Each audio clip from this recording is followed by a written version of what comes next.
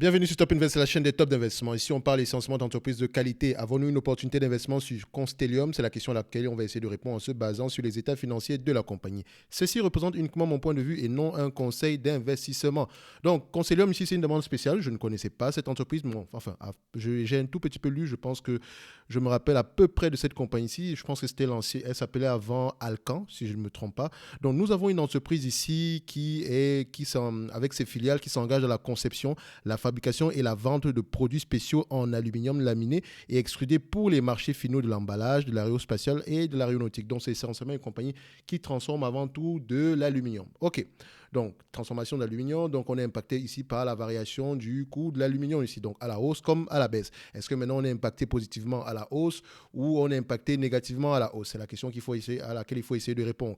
Donc, ici, notre analyse ici sera basée sur l'état du revenu, la croissance, le free cash flow moyen, le PER moyen, le nombre d'actions, la dette nette et la qualité du dividende d'IA. Donc, on peut déjà voir ici que c'est une compagnie qui est française. Donc, elle est cotée à Londres, excusez-moi, elle est cotée aux États-Unis, mais c'est une compagnie française. Donc, on met pays d'origine ici, la France.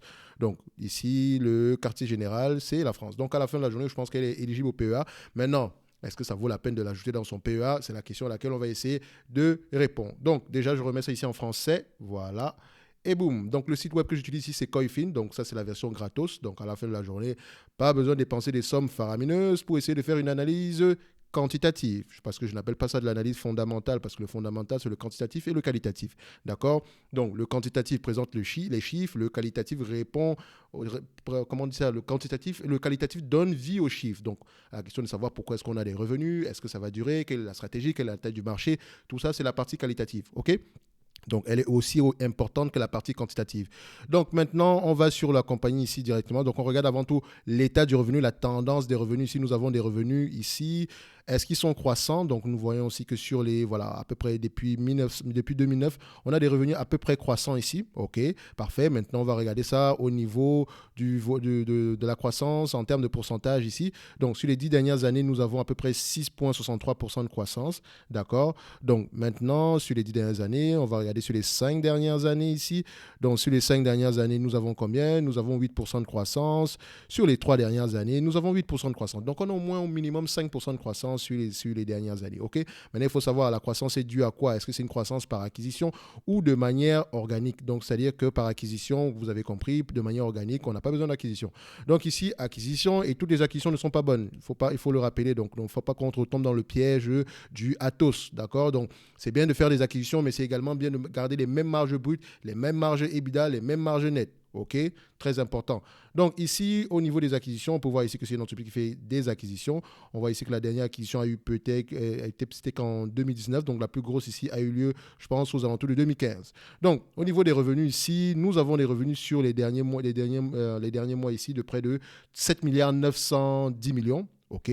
Est-ce qu'ils sont durables? Donc, quand je vais voir le rapport financier ici, donc j'ai pris les rapports financiers ici du dernier semestre, enfin, du dernier trimestre ici, donc le publié au mois de juillet 2022. Donc, c'est en anglais, je n'ai pas trouvé ça en français. Bon, je n'ai pas également cherché ça en français. Donc, il faut voir ici qu'on a, comment on dit ça? J'oublie le terme en français, shipment. Donc, à la fin de la journée, je vais juste aller regarder ça ici. Alors, shipment en français, excusez-moi, ça peut m'arriver.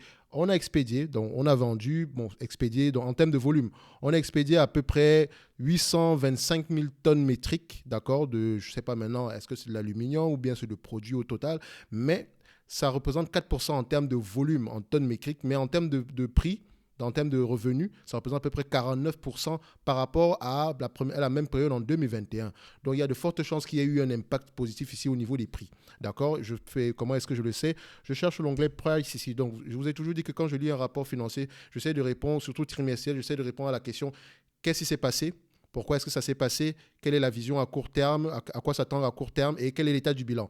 Donc, on voit ici, par exemple, que voilà, 50% de croissance au second trimestre que par rapport à la prime.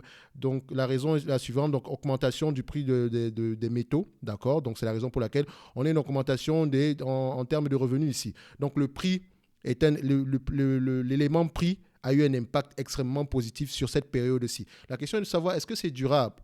Donc, quand moi je vois un élément prix positif ici, c'est vrai qu'on a également un élément volume positif, mais ça me permet déjà de voir que nous avons une entreprise ici qui est cyclique.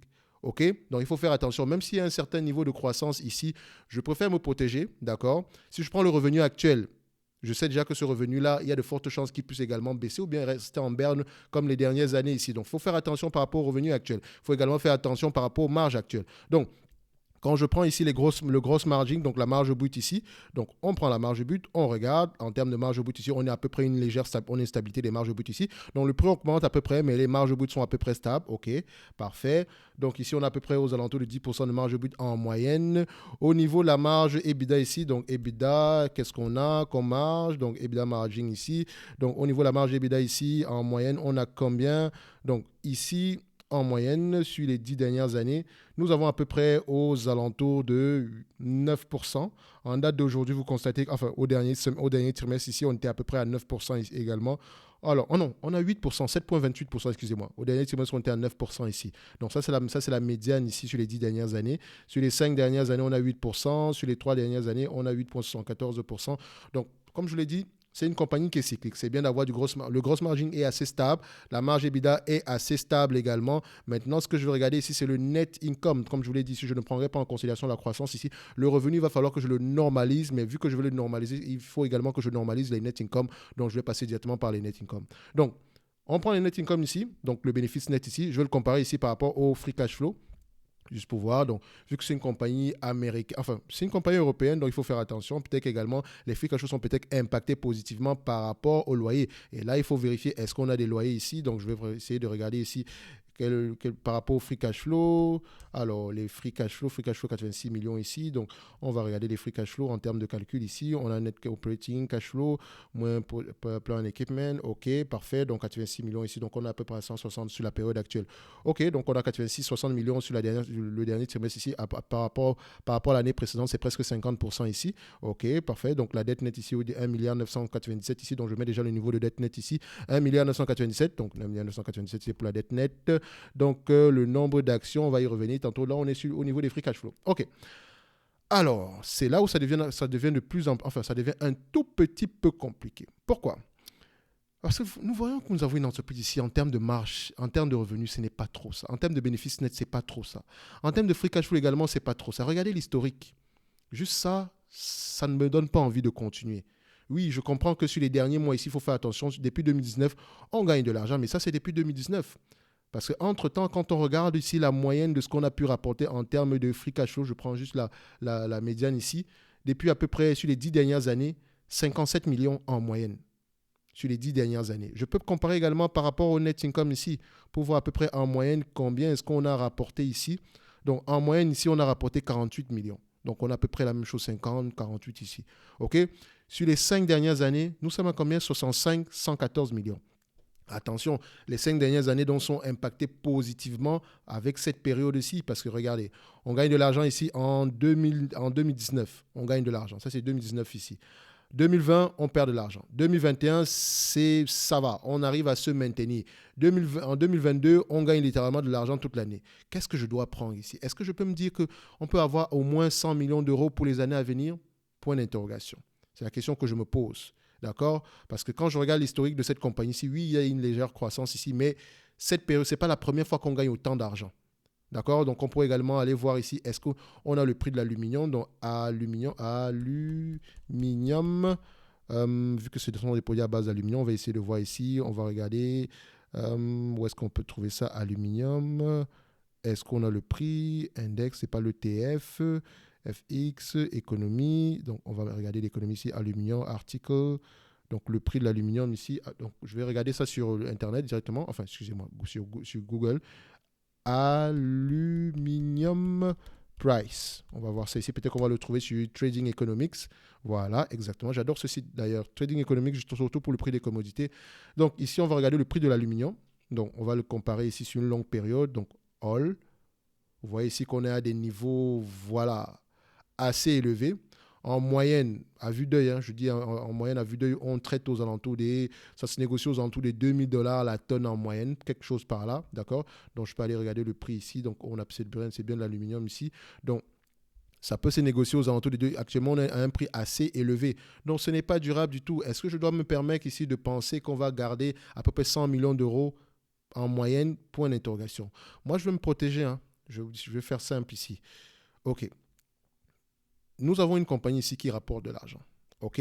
Nous voyons aussi que les marges EBITDA ici sont à peu près stables. Parce que ce que je peux voir ici, nous avons une entreprise qui arrive à peu près à se maintenir. Parce qu'au niveau des EBITDA, elle gagne de l'argent.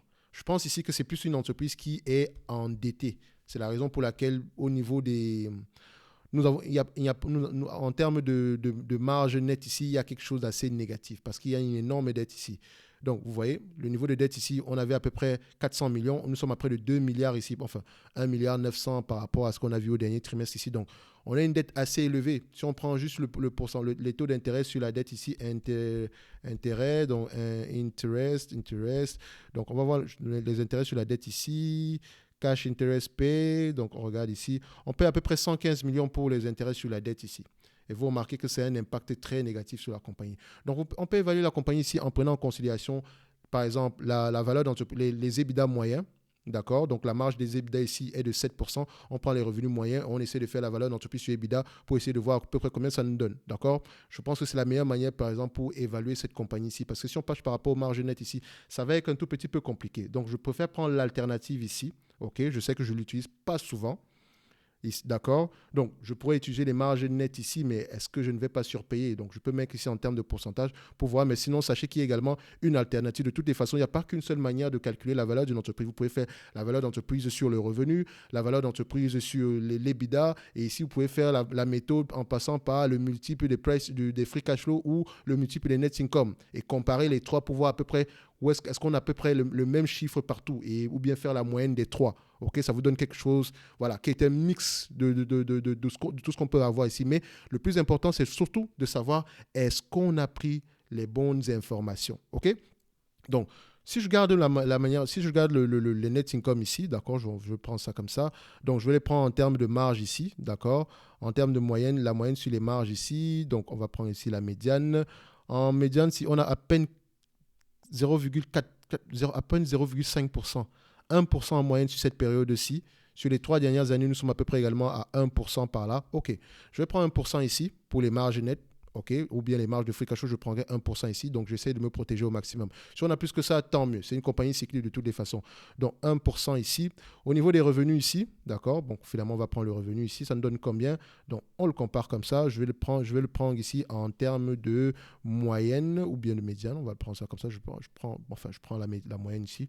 Alors, sur les 5 dernières, je vais prendre la moyenne sur les 5 dernières années ici, parce que ici, j'ai également pris la moyenne sur les 5 dernières années. Donc, on gagne à peu près 6 milliards 500, d'accord, sur les 5 dernières années, OK. 6 milliards 500, c'est ce que je vais prendre ici en moyenne, attention. Donc, 6 milliards 500, 6,50, d'accord, 6,5. 6,5. Donc ici, j'ai tous les éléments nécessaires pour essayer de faire l'évaluation ici parce qu'à la fin de la journée, le PE et le multiple ici, on ne pourra pas aller au-delà de 15 fois les bénéfices pour cette compagnie ici. Franchement, à 15 fois les bénéfices, c'est déjà trop, OK? Parce que c'est une compagnie cyclique et elle n'a pas un historique assez reluisant également. Donc, il faut faire attention par rapport à ça. Donc, quand on prend la médiane ici, vous voyez que le marché ici, en tout cas, depuis qu'on a les données ici, depuis 2013 ici, on se négocie généralement à 13 fois les bénéfices. Sur les 5 dernières années, c'est 8 fois les bénéfices. Sur les 3 dernières années, c'est 9 fois les bénéfices. Donc, le marché ne paye pas énormément pour cette compagnie ici. Donc, on a entre 10 et 15 fois les bénéfices. Donc, ici, le PER, je pourrais le prendre entre 10 et 15 fois les bénéfices. OK. On va commencer par 15 fois les bénéfices. OK? Si je prends ici 6 milliards 500, 1% de 6 milliards 500 ici, c'est 65 millions. 65 millions ici multiplié par 15 fois les bénéfices, on est ici à peu près à 975 millions. Si j'enlève la dette nette de ce montant-ci, on sera à zéro. Donc, l'entreprise appartient à ses créanciers. Donc, je ne pourrais pas passer par ça. Donc, je vais prendre 10 fois les bénéfices ici. Si je prends 10 fois les bénéfices, 6 milliards 500 ici multiplié par 10 fois les bénéfices, on arrive ici à 650 millions. 650 millions ici divisé par le nombre d'actions. Donc, le nombre d'actions ici, c'est une métrique qu'on n'avait pas pris ici en considération. Donc, on a 147 millions d'actions. On va se dire ici 148 millions d'actions. On va le mettre ici. D'accord? 1, 4, 8. OK? Donc, je le prends ici. 148 millions d'actions divisé par 148 ici. 148. On a ici combien? 4,39 $. Valorisation de cette compagnie ici. En prenant en considération 1% de marge bénéficiaire, un revenu normalisé à 6 milliards 500. D'accord? Pas de croissance des revenus ici. Donc, c'est bien écrit 5%, mais je ne prends pas la croissance des revenus ici. Le nombre d'actions à 148 millions d'actions ici. Un PER de 10 fois les bénéfices ici. Je n'enlève pas la dette nette. Or, il faut considérer que la dette nette est aux alentours de 197 millions ici. On a une valorisation aux alentours de 4,39 $. OK? $4,39. Donc, on va mettre ici X10, 4,39$. D'accord? Donc, $4,39, 4,39.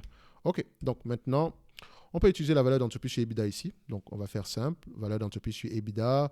Donc, je prends l'EBITDA en moyenne. D'accord? Ça va nous donner un chiffre assez correct ici.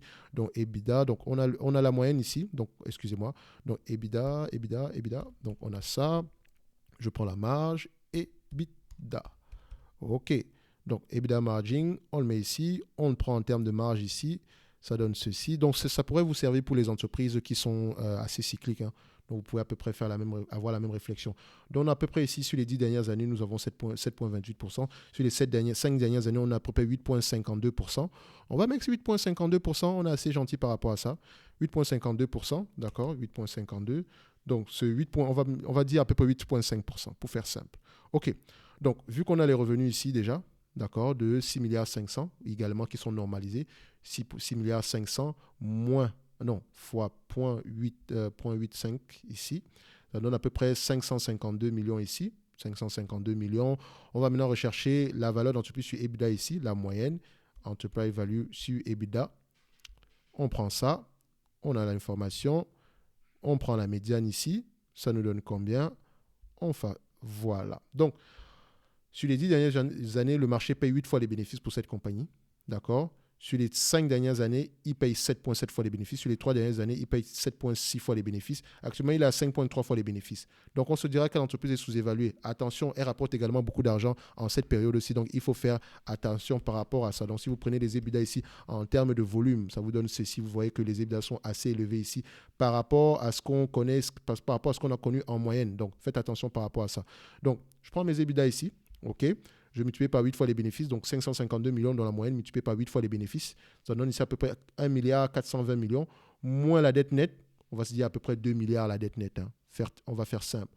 2 milliards la dette nette, on a 1 milliard 990, donc on va faire moins 2 milliards ici. Divisé ici par le nombre d'actions, 148 millions d'actions, on arrive à une valorisation à peu près de $16 l'action. OK.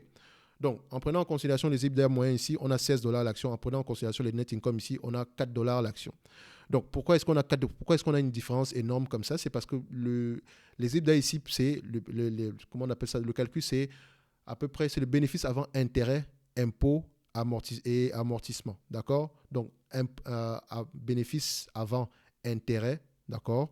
Impôt et amortissement. OK? Or, les bénéfices nets ici ne prennent pas en compte les bénéfices nets, c'est tout ce qui reste après avoir enlevé l'amortissement, après avoir enlevé les intérêts, après avoir enlevé les impôts. OK, les intérêts sur la dette, bien sûr. Donc, vous allez voir ici que les intérêts sur la dette sont assez élevés, près de 112 millions ici. Donc, c'est peut-être la raison pour laquelle on a à peu près ce niveau de cette différence-là. D'accord? Donc, c'est une entreprise qui est assez endettée. Si vous la prenez prenez en considération ici, voilà, la valeur d'entreprise sur les EBITDA sera aux alentours des $16 l'action. Alors, qu'est-ce que moi je pense? Je pense qu'en utilisant la méthode de valeur d'entreprise sur EBITDA ici, on se rapproche plus de la valeur ici. D'accord? Oui, la dette impacte négativement, mais également, on aura tendance à rembourser cette dette-là. Et si on rembourse la dette, les intérêts auront tendance à diminuer également. Et si les intérêts diminuent, les net income auront tendance à augmenter. OK? Mais voilà, quand on regarde ici à long terme, voilà, ce n'est pas une entreprise intéressante, je vous dirai la vérité. Ce n'est pas une entreprise de qualité. Il y a trop de zigzags à l'intérieur. Oui, voilà, la période actuelle, vous gagnez beaucoup d'argent, mais voilà. Est-ce qu'on peut s'attendre à avoir à peu près le même niveau de revenus? Est-ce qu'on peut s'attendre à une certaine stabilité à long terme? C'est ce qui, moi, m'intéresse. Et ici, je ne pense pas qu'on puisse répondre à cette question-ci. Même quand on essaie de voir ici, quand on essaie d'évaluer l'entreprise ici par rapport à ses actifs tangibles nets, vous voyez ici qu'elle n'a pas l'habitude, elle a les actifs tangibles nets négatifs. C'est vrai qu'ils augmentent ces dernières années. Si actuellement, on a des actifs tangibles nets positifs de 35 millions. Donc, en termes d'évaluation, si cette compagnie vous intéresse vraiment, il faudrait regarder à peu près qu'est-ce que le management pense à court terme ainsi qu'à long terme par rapport à, voilà, qu'est-ce qu'il pense faire de la compagnie, d'accord? Donc, moi ici, c'est quand je regarde ce niveau, les marges, etc., il y a quelque chose d'intéressant, mais il y a trop de dettes dans cette compagnie-ci. Oui, quand on va utiliser par exemple la valeur d'entreprise, la dette nette ici, donc net dette ici, Donc la dette nette ici sur EBITDA, qu'est-ce qu'on va obtenir comme chiffre ici? Vous allez voir qu'on se négocie généralement à 2,8 fois les bénéfices ici. Mais attention, c'est une dette nette par rapport au calcul d'aujourd'hui. D'accord? Donc si on prend en considération ici le 2000 dollars en date d'aujourd'hui de dette divisé par la moyenne des EBITDA ici, donc on a à peu près une dette nette aux alentours de 3,6 fois les bénéfices. Donc c'est un business assez compliqué. Je pense que c'est un business assez compliqué ici. Donc on va se dire ici que 16 dollars l'action, ça serait la valorisation de cette compagnie ici. Et encore, vous n'allez pas l'acheter à 16 dollars l'action. On ne va pas se dire qu'on a une opportunité d'investissement extraordinaire, garder toujours une marge de sécurité. Donc voilà, ce n'est pas une entreprise qui va m'intéresser à moins de 8 dollars l'action. Et d'ailleurs, même, ce n'est pas une entreprise qui pourrait m'intéresser avec les chiffres actuels. Je pense qu'il y a mieux à faire. Au niveau dividende, il n'y a juste pas de dividende du tout. Elle n'a jamais payé de dividende ici. Donc, on comprend également pourquoi. Donc, c'est ce que je pourrais dire ici par rapport à Constellium. C'est une compagnie bof, d'accord. Moi, je vous dirais, voilà, restez à l'écart de ce genre de compagnie-ci. Si vous l'avez en portefeuille, franchement, débarrassez-vous-en et allez chercher une véritable entreprise qui rapporte de l'argent. Je préfère encore que vous allez acheter du Total au prix actuel, d'accord? Mais Constellium, franchement, acheter une compagnie cyclique sans qu'on ne vous verse même un dividende, c'est un peu compliqué, d'accord? Et encore, il faut encore un certain historique de discipline au niveau de ce dividende-là. Donc, par exemple, les compagnies cycliques sont les seules vraiment où le volet dividende est important pour moi, d'accord? Dans le sens où quand le cycle se retourne, il faut au moins que l'entreprise ait les capacités de pouvoir me verser quelque chose pendant que j'attends. Okay? Donc, d'autres entreprises, ça ne me dérange pas. Par exemple, les Google, les Microsoft, les Facebook, les Netflix, Disney, ça ne me dérange pas du tout. D'accord? Mais compagnie cyclique, du jour au lendemain, tout peut se gâter. Et tout ce qui va me rester entre les mains, voilà, c'est un prix de l'action déprécié. Donc, une perte encore non enregistrée, d'accord, tant que je n'ai pas vendu. Et également, en attendant, il faut au moins que l'entreprise ait les moyens de pouvoir me verser un certain dividende assez correct. Donc, on pourrait encore s'orienter vers les ExxonMobil ou bien les Total Energy ou bien encore les BHP Billiton, mais sûrement pas les Constellium. Ce n'est pas vraiment quelque chose d'intéressant ici. Donc, on va se donner rendez-vous sur la prochaine vidéo et d'ici là, portez-vous bien. Merci.